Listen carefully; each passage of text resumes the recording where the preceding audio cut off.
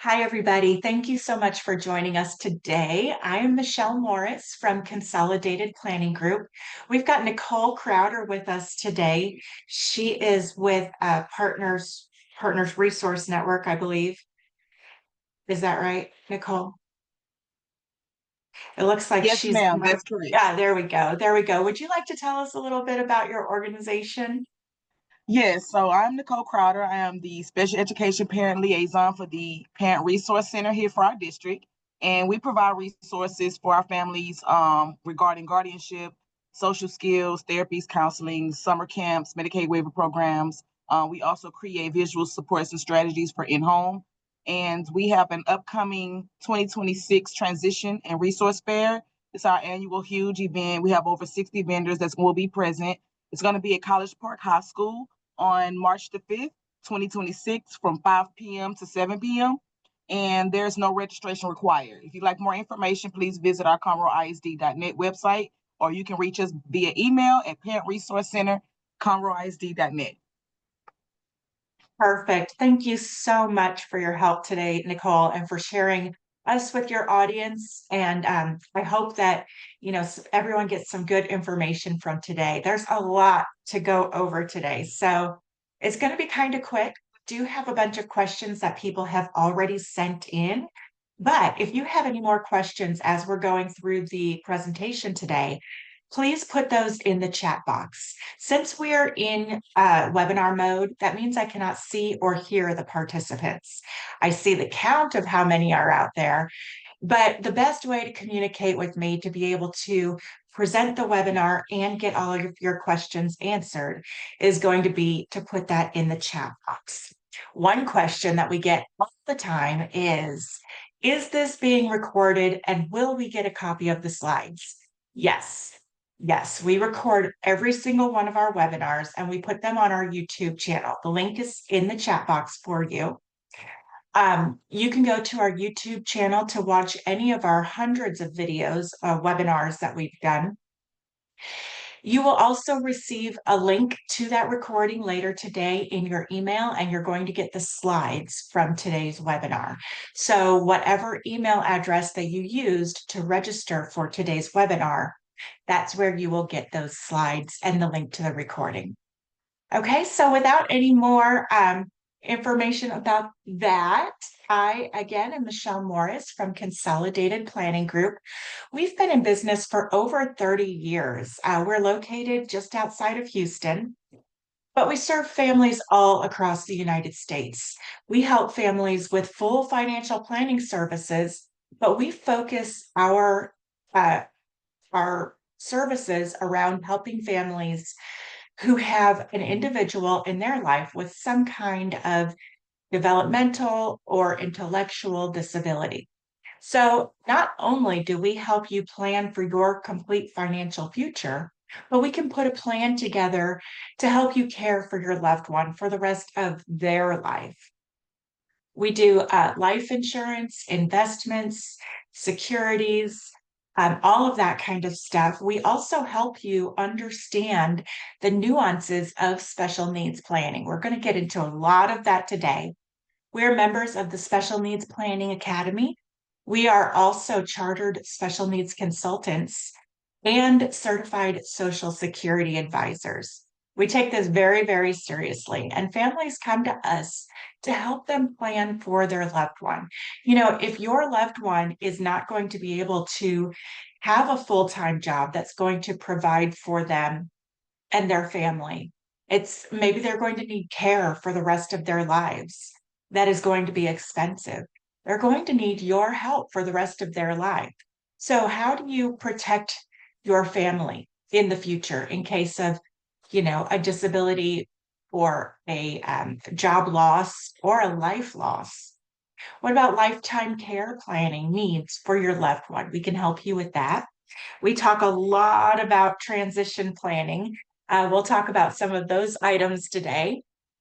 We can help you by setting up an ABLE account and helping you understand how these different accounts and vehicles can help your child have some money saved up for their future. And of course, we're here to advocate for you and to educate you. There are so many um, tricks and rules and things that you need to know that sometimes people, even though they might be well-meaning, might come to you with some bad advice. And we're here to tell you that, not every financial advisor or attorney is created equally. We are financial advisors, not attorneys. We do focus on special needs planning, and we represent one of less than 200 financial advisors in the United States who focus on special needs planning.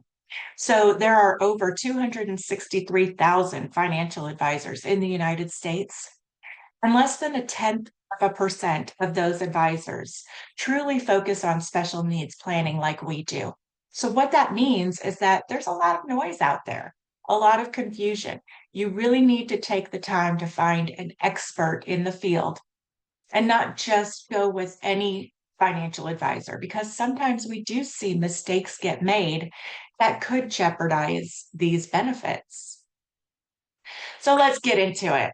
We're going to start off by talking about and explaining the difference between two very big important programs, SSDI versus SSI.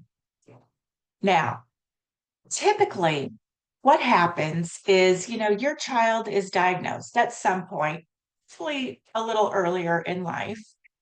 And what do you do first? Well, after you're finished, thinking through your situation and worrying and you're ready to take motion, the first thing you should do is apply for the waiver program waiting list for your state. Now, here in Texas, that wait can be 17 to 20 years long. But that's the first thing you want to do. When you find out that there's a diagnosis, sign up for the waiting list for those waiver programs. Not every state has that long of a wait. Texas is different. When your child is a minor, in most cases, they will not be able to qualify for SSI benefits because when your child is a minor, the Social Security Administration will look at the parent's income and assets. You can see on this bottom, the last thing on this page says the asset limit is $2,000. So if you're a single person, you're a parent of a child under the age of 18, if you have more than $2,000 or you make too much money, usually over, let's just round it up to $2,000 a month, you are not going to qualify for SSI benefits. However, when your child turns 18, they're only going to look at the child's assets and income. So as long as the child's income is below the substantial gainful amount and they have less than $2,000 in their name, then they will be able to qualify for SSI benefits. SSI, it comes with Medicaid. Currently, the total amount that you would be able to get from SSI is $967 a month. This is a needs-based program. It is based on the fact that there's a disability. You have to be considered disabled under the eyes of Social Security. That's the first rule, the first criteria. The second criteria is that $2,000 asset limit. You cannot have more than $2,000 and be able to get SSI unless that is in an ABLE account or a special needs trust. The third rule is the income. So there's the disability, the assets, and the income. If you make more than the substantial gainful amount, which right now is $1,620 a month, you are not going to qualify for SSI benefits. So hopefully around age 18, and of course it takes a while for them to approve these benefits, but after age 18, your child will qualify for SSI benefits. Hopefully they will receive those benefits for several years. They'll be getting their 900 and something dollars a month. They'll have Medicaid. And then when you as a parent turn on your Social Security retirement benefits, your child will switch from SSI to SSDI. This might also be called Childhood Disability Benefits, CDB. It could also be called RSDI. And sometimes they refer to it as, I think that's it, SSDI, RSDI, CDB. Oh, DAC. It used to be called DAC, Disabled Adult Child Benefits, for like 40 years. And then they just changed it to CDB within the last couple of years. So SSDI is what your child will go on to when you turn on your Social Security. That's, either when you're in your late 60s and you turn on your retirement benefits. That could also be triggered if you, as the parent, become disabled or if you, as the parent, pass away. So you have to have someone that did pay into Social Security taxes and is insurable under Social Security rules. But the child can draw from the parent's benefit without having had to work. So, what are they going to look at in terms of qualifying as having a disability? First of all, they're going to look and see, is it a physical or a mental impairment? Both, what's going on? Is this disability expected to last more than 12 months or result in death eventually? They do look at the person's age, their education, their past work activity, and they want to know, does this person have the inability to perform substantial work activity? So those are the things that they kind of look for in figuring out if you qualify as being disabled. What is that substantial gainful activity? Let's talk a little bit about that because that's one of the big rules. If you make more than $1,620 a month, you will not qualify for SSI benefits. Now, if you're blind, you can make a little bit more, $2,700 a month. The number for next year is going to go up a little bit for substantial gainful activity. We do have that number. It is $1,690 a month. And if you are blind, it's $2,830. Hi, Dennis. I see your question. And yes, you will get the slides after the webinar is done today. So how much of a benefit can you get? For 2025, it is $967 a month. If you are part of a couple, a married couple where both parties are disabled, well, you would think each person could get $967 a month, but unfortunately, that is not true. You as a couple would only get $1,450 a month. Now, the individual amount for next year is $994 a month. So starting in January of 2026, that will go up. Both of those numbers will go up. I only have the one in front of me though. So how do you go about proving that your child has a disability? That's where the Social Security Blue Book comes in. You can click on this link, the long blue link here in the middle. When you get these slides, that will be clickable. And you're going to look up any diagnosis that your child has. I keep saying child. I hope you all understand that I mean, your loved one. So substantial work activity mark is if they are working, earning more than this amount.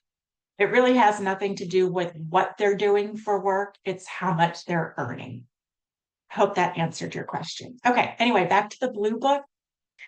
You want to look up each of your child's diagnoses under the Blue Book listings, and it has them all listed out by headings and sections. And maybe, maybe one of your child's diagnosis is an intellectual disability. So if you look in the Blue Book under intellectual disability, you're going to see that they require that your child has an IQ below 70 or 75 with another condition, a related condition. So that will tell you exactly what you need to prove. So then you can go look at your doctor's records, your child's doctor's records, and see, does it have listed in there that their IQ is below 70 or below 75 with an additional concern. You want to look at every diagnosis because separately your child might not qualify, but when you put them all together, uh, the proof is there. And then speak with your doctor's office and make sure that information is in the child's records.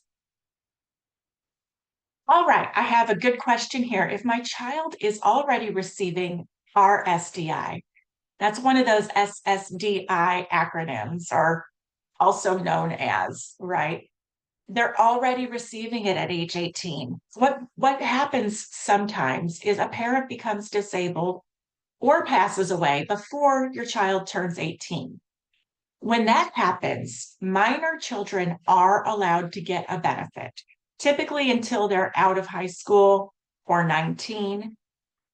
Um, that benefit usually for children without any kind of disability, it goes away at 19 or when they finish high school. For a child that is under age 18 and the parent passes away or becomes disabled and they start receiving that benefit and they have a disability, that benefit should continue on beyond age 18 and beyond. The problem with that scenario is if you have not turned on SSI benefits and gotten Medicaid through SSI benefits, you could lock yourself out that Medicaid. If I were you, I would go ahead and apply still when my child turns 18 and try to get SSI benefits and see if you can get that Medicaid. But it's going to be a little bit more difficult for you. All right, another question. We're talking about the Blue Book again, and then we're going to go on to the next slide. Does this diagnosis have to be from a private evaluation, or can it be through the schools?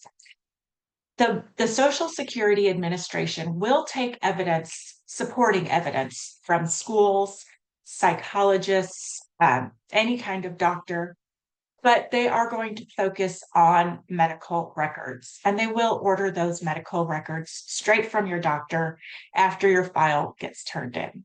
Okay, so when you fill out your application for SSI, remember it has to be after your child's 18th birthday. We recommend that you just go ahead and wait until the first day of the next month. So if your child's birthday was today, wait until November 1st. Sorry, my child's birthday is November 11th. Wait until November 1st to start this application. When you start the application online, it will save the date. That way, even if it takes them a year to get your benefits starting, which it very well could, they're going to backdate your benefits to the day that you started the application.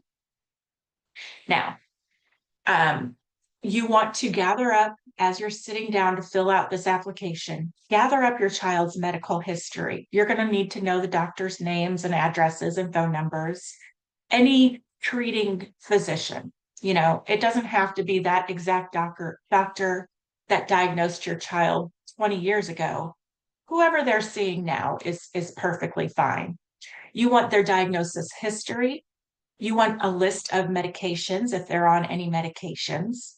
If your child is working, they're going to want to see pay stubs for at least 3 months and 3 months of bank statements if your child has a bank account.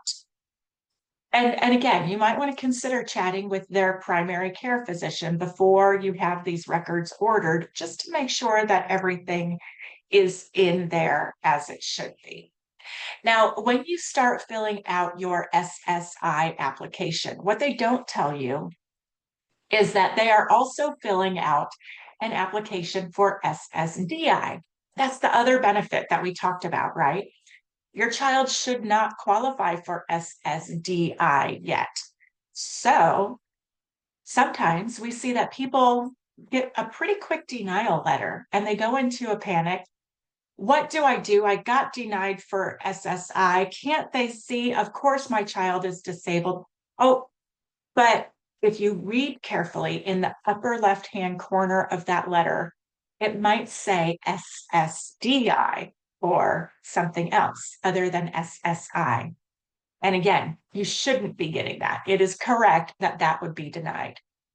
The decision on SSI can take up to a year and sometimes even longer. After the local office finalizes your application and gets your file together, they send everything to the Disability Determination Services Office. So the one in Texas, that's in Austin. Every state has their own DDS office where they evaluate those applications. They order your medical records and they look to make sure that your child qualifies as having a disability. Oh, here's a good reminder from Diane in the chat box.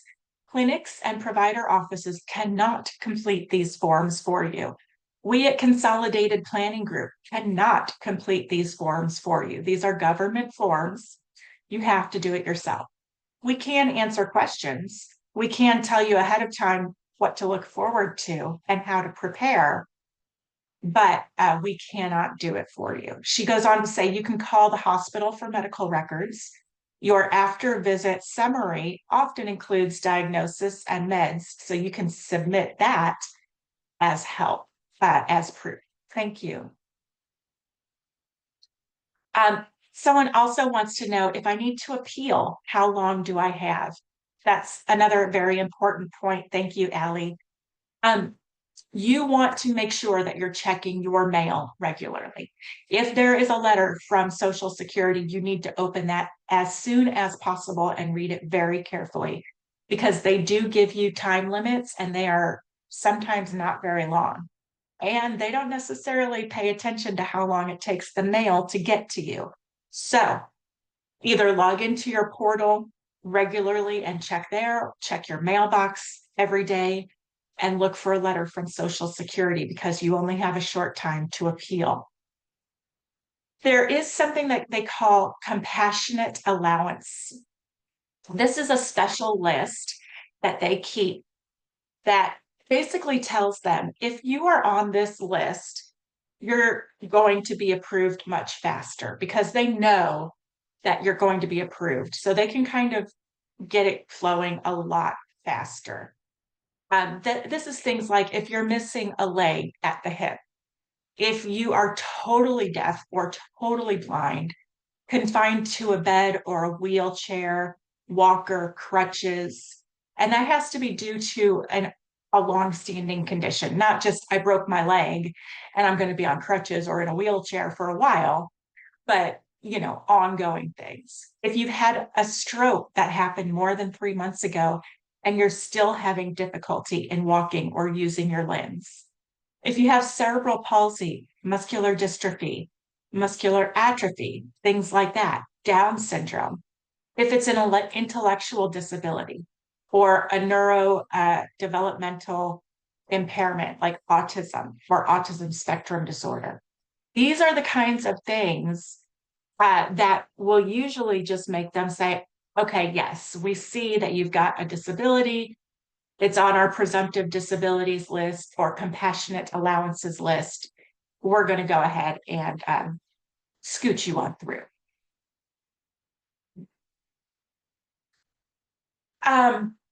Now, the next thing I want to talk about is child support. So we all know that the rate of divorce is still very high in the United States of America. Generally, the number is still about 50%. When you have a child with a disability, that number goes up to 80%, unfortunately. If child support, if divorce is a thing in your life and you have a disabled child, you can get child support beyond age 18 based on that child's diagnosis. So that's kind of cool, but there comes a problem when your child receives child support after age 18, because that could be considered income for Social Security and, for SSI and Medicaid. What you are going to need to do is work with an attorney to help get a court order to make that child support go into a first party special needs trust. It's not really difficult if both parties agree. You just have to redirect the funds rather than going to the child directly, because at age 18, those become the child's funds. Rather than going to your child directly, it will go to a first party special needs trust for them, and then it will not count as income under Social Security and Medicaid guidelines. If you're going through a divorce, it's much easier to address this on the front end and get that taken care of, especially if there's a contentious relationship and you're not sure that your spouse will be willing to work with you going forward on this. Another question about Medicaid. Will my child be eligible for Medicare if they're receiving our SDI at age 18, in the case that SSI is denied? So, Nira, if your child is on SSDI, RSDI, childhood disability benefits, those benefits that are based on a parent's work history, once you are 18 years old and on that benefit for 2 years, you will get Medicare. Medicare comes with that benefit. So we talked about if your child is working, they cannot earn more than $1,620 a month for 2025. What happens if they are working, but they're making less than that amount? They would still get some amount of SSI benefit. And this this equation, it kind of shows how they work that out. So let's say your child is earning $1,200 gross monthly earned income. The first thing they do is take off $85 in exclusions. So that leaves us with $1,115. You divide that number in half. That gives us $557.50. So you subtract that by the total amount SSI benefits available, and the remaining amount of $409.50 would be the amount paid to your loved one. Now, again, if they are making more than the substantial gainful amount, this year it's $1,620, they will not receive any SSI at all. They will not get the Medicaid that comes along with SSI. There is a ray of hope in terms of how much money your child can make if they're working. That comes through the student earned income exclusion. What this is, first of all, you have to ask for it.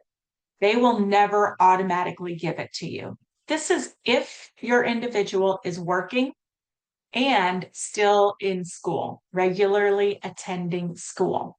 Then they can make a little bit more income without losing the SSI benefits or Medicaid.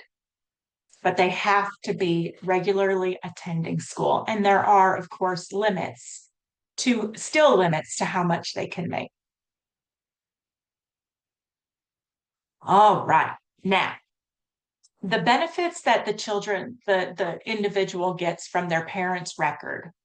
Remember, when you as a parent are in your 60s, you turn on your retirement benefits, or if you become disabled, your child is going to receive an amount equal to about half of your benefit amount. It can apply to children without disabilities if they're minors, but it will apply even to adult children if they're disabled. And then 24 months after they're on that benefit, they will be eligible for Medicare after they're 18 years old. 24 months after age 18, they should be able to get Medicare. Now, if your child is on this benefit, and you as the parent passes away, your child will get 75% of your benefit.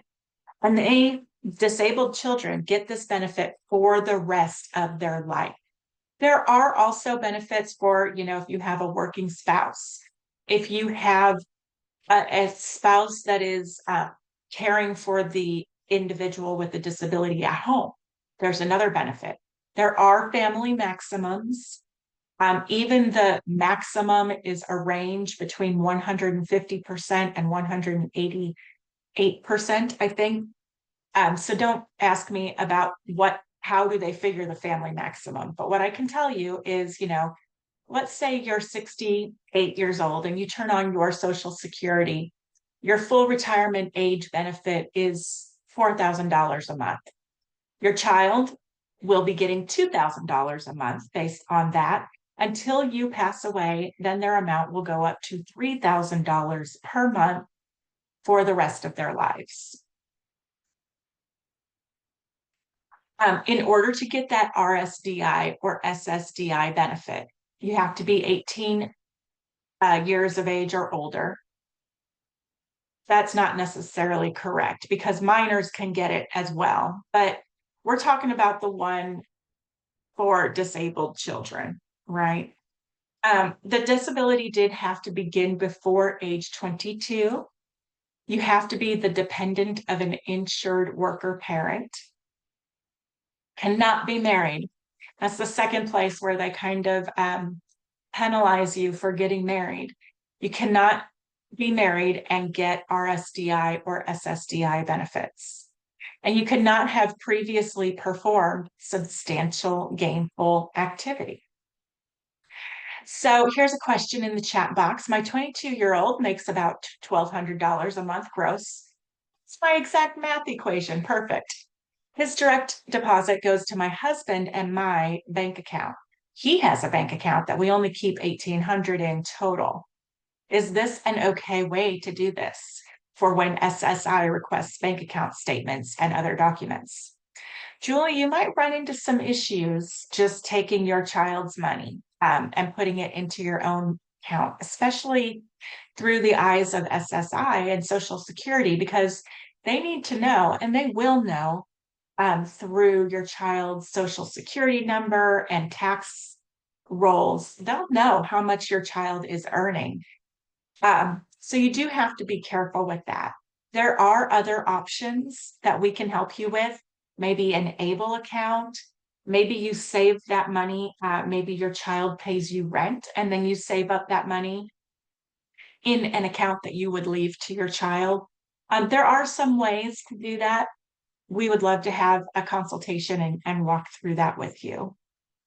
Now, the next thing I say, if the parents are divorced and the disabled young adult is entitled to SSDI or RSDI, do they draw it from the Social Security pot of the parent who had the larger income or whatever? So yes, your child will follow whoever turns their benefit on first, and then whoever is the largest. You can switch over.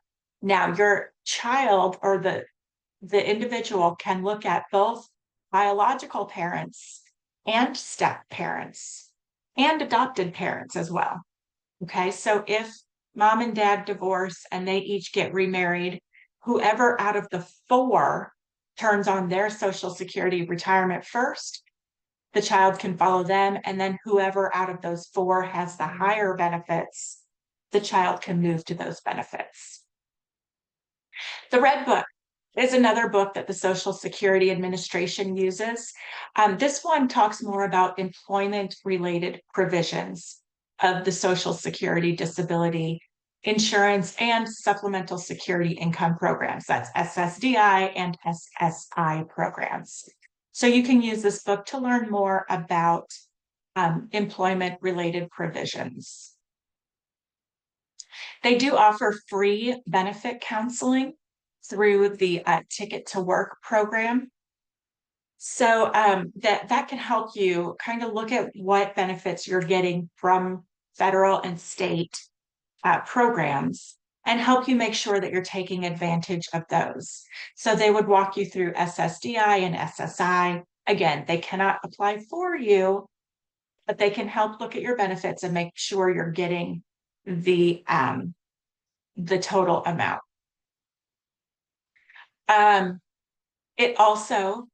They can also help you figure out housing assistance.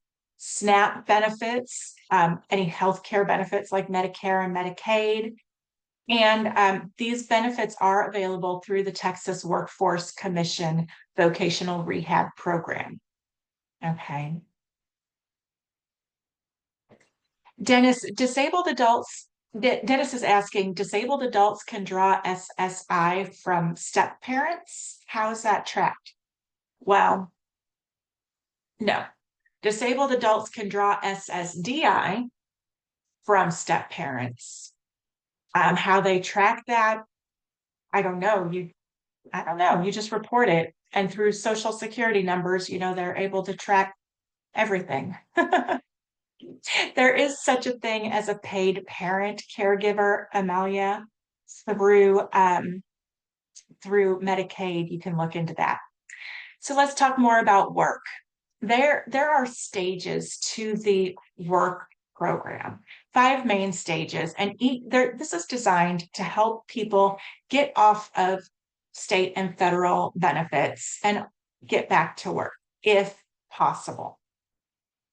So basically, your individual can go through these 5 stages. There are specific timelines for each stage, and each stage is measured by an amount of income earned.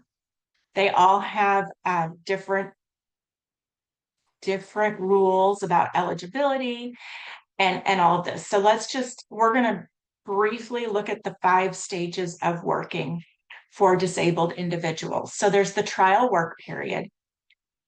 During the trial work period, I believe that's 9 months long. You can make pretty much any income, but you're still kind of in that trial period, seeing if working is going to be right for you.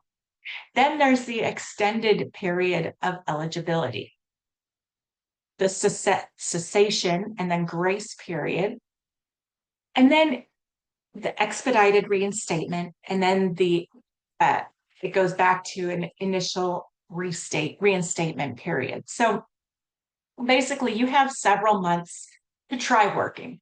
See if that's going to be okay fit for you, and if you're going to be able to earn more than the substantial gainful amount. That period gets extended if you are able to work and hold on to that job. If that continues, you're going to be off the program right there. If you have to cease the job, there is a grace period for that. If you are working, but then you can't anymore for whatever reason, you lose the job, you're just unable to make it happen. They will reinstate you expeditiously once they find out that you decide that you cannot work, or if there's a mistake made or anything like that.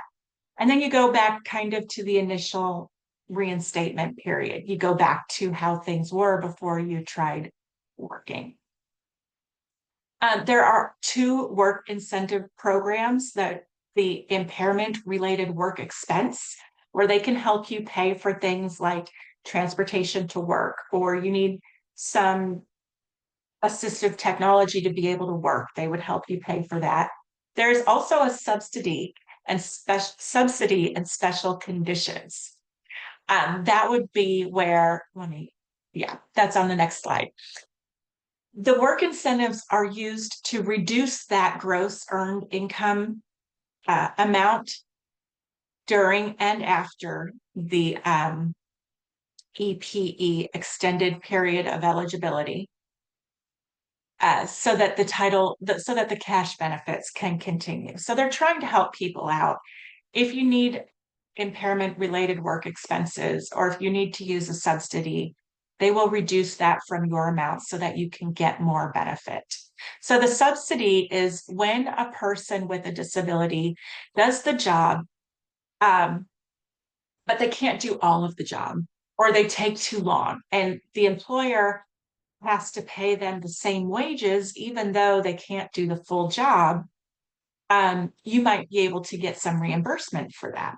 There's also a special condition when the individual gets assistance on the job from a job coach that can be paid for through the Texas Workforce Solutions vocational rehab services.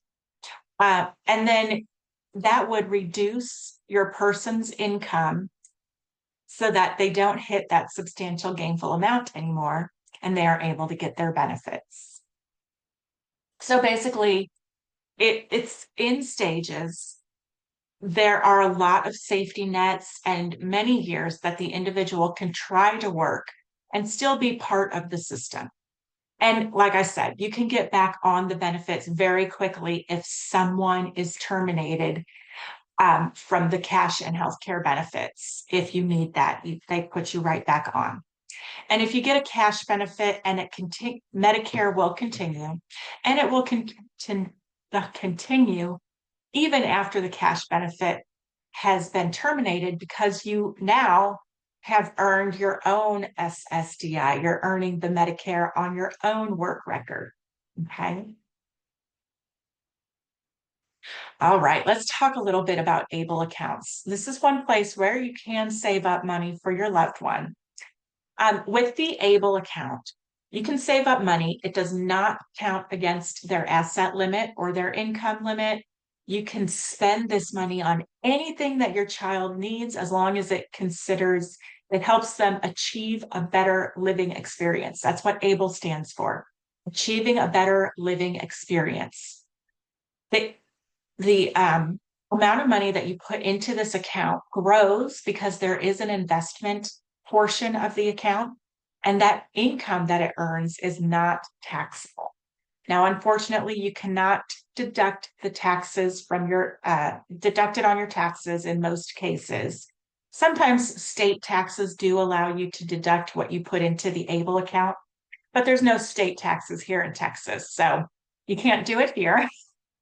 You can in some states, but there is no federal tax exemption. Right now, the rule is that the disability has to have started before age 26. Starting in January, they're going to change that rule to age 46. For this year, you can put $19,000 into the ABLE account annually. You cannot put more than 19,000 unless your child is working and earning their own money. Then they can put that money into the ABLE account up to an additional $15,560 if they make that much. Can't put in more than what they make at work. Now, when your ABLE account gets to $100,000, then it will disqualify the person from SSI. So you need to make sure that your ABLE account never goes above $100,000.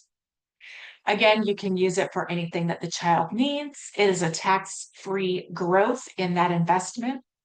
You can roll over the ABLE account to another family member as long as they also have a disability.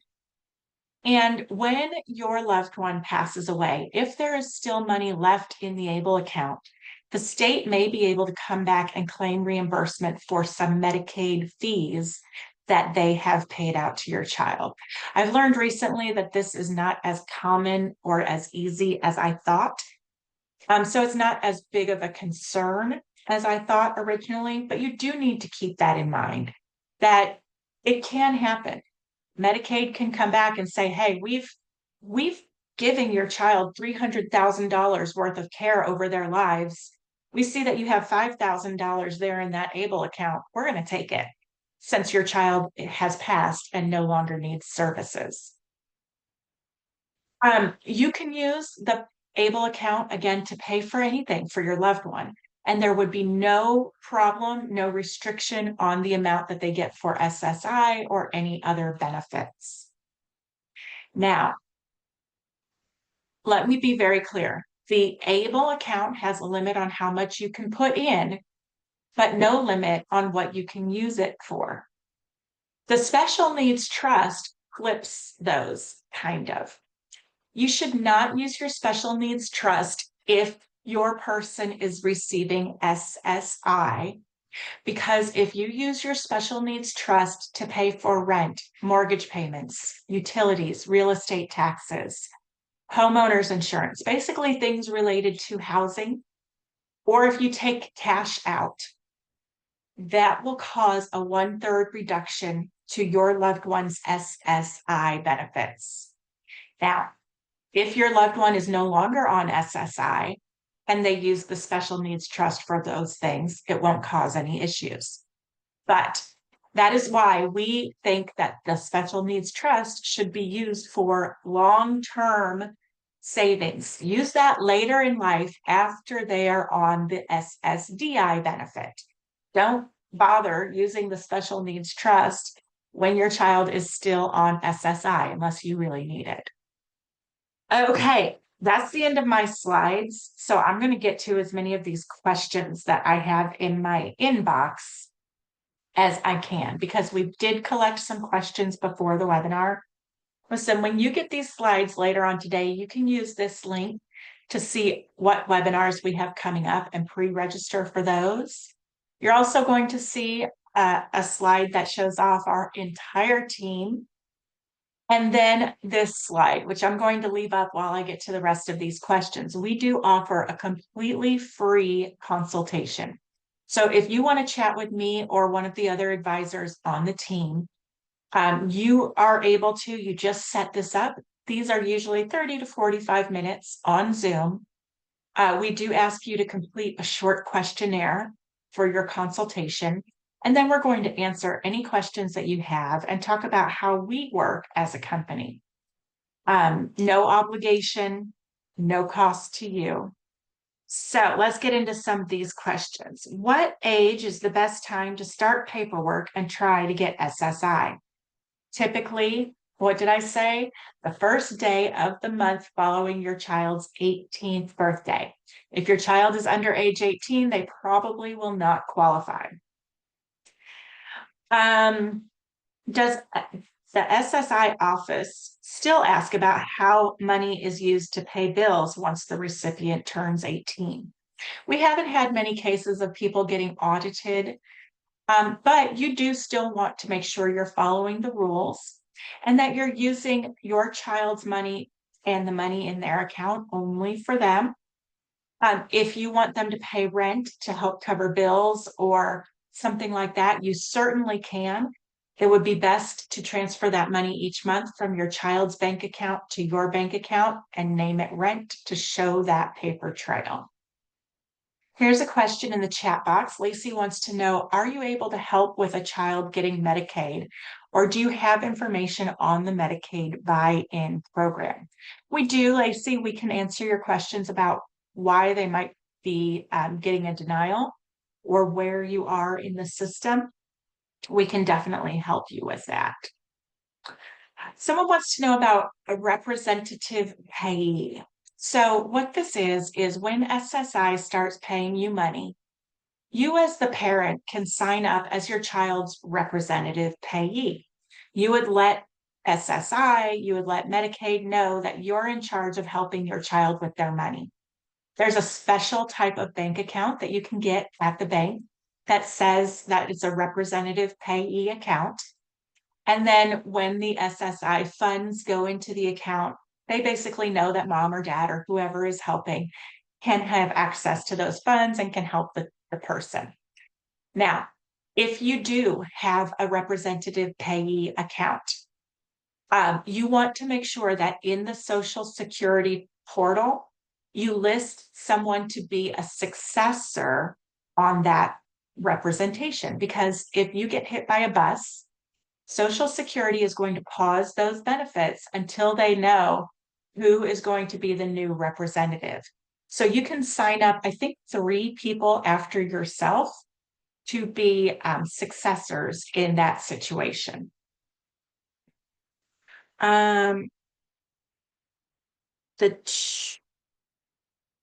Let's see. Planning for when the parents are deceased. That's a whole nother webinar that we do. Hopefully you'll look at some of our additional webinars or have a consultation with us and we can walk you through what you need to be looking at for after you're deceased. But definitely you need a will and you need a special needs trust if your child has a disability and is receiving any benefits. Questions in the chat. Is a rental agreement needed with a disabled 18 plus? And what if the child is not able to sign? So luckily, the rental agreement can be as simple as a paragraph that you type out and just say, we are charging our loved one $500 or whatever you say per month for room and board. This is the same amount we would pay anyone who rents a home in our home, rents a room in our home. And make sure you charge that money each month so that it goes paper trail from their account to your account. Where do we put successor guardian suggestions? Yes, Mercedes, that would be in your will or in your letter of intent or both places, somewhere where people will be able to find it and be able to get a hold of that individual if you pass away. Will my son's SSI benefits switch over to him on his 18th birthday or when he graduates? If your son is under age 18 and receiving SSI, there is a chance that the benefits will be paused and you might need to reapply under his own record, where they're going to look at his income and assets and not the parents anymore. In that situation, just apply as soon as you can after that 18th birthday. They are supposed to continue, but this is a government entity we're dealing with, and sometimes it doesn't work as planned. I went over the requirements for SSI benefits. I talked about what you need to prepare for SSI. I talked about the difference between two. Okay, SSI can be used for anything that you need, so that's not a worry there. Let me see, I have just a few more questions that were sent to me. I see a question, questions in the chat box probably should take precedence, huh? Dennis says we have a special situation with a divorce. The court named me as the rep payee. 50% of my son's SSI money goes to my ex-wife, to her bank account. She spends it as she wants. Could this impact his SSI? No. Since it's going to your ex-wife, it should not impact your child's SSI at all. But Dennis, again, this is a big nuanced question. You might want to have a consultation with us. When we're signing up a successor for the payee, do they count their income? The representative payee's income does not matter, but you do need to have somebody who is, knows how to handle money because they're going to be helping your child. They should not be a convict, things like that. They should be someone that you trust. If you have to take conservatorship, are they still eligible for benefits? So conservatorship, here in Texas, we call that guardianship. Many states refer to it as conservatorship. That has to do with your individual's rights. When you have guardianship or conservatorship, you are taking away your person's rights to vote, to drive, to sign a contract, and you're taking away their legal obligations under those things. They are still eligible for benefits, even if you have conservatorship or guardianship. Now, this is something that has to be set up with an attorney. You do actually have to go to court, and it's a big process. So we don't take that lightly. And there are things like partial guardianship or less restrictive alternatives that we have done full webinars about. Okay, I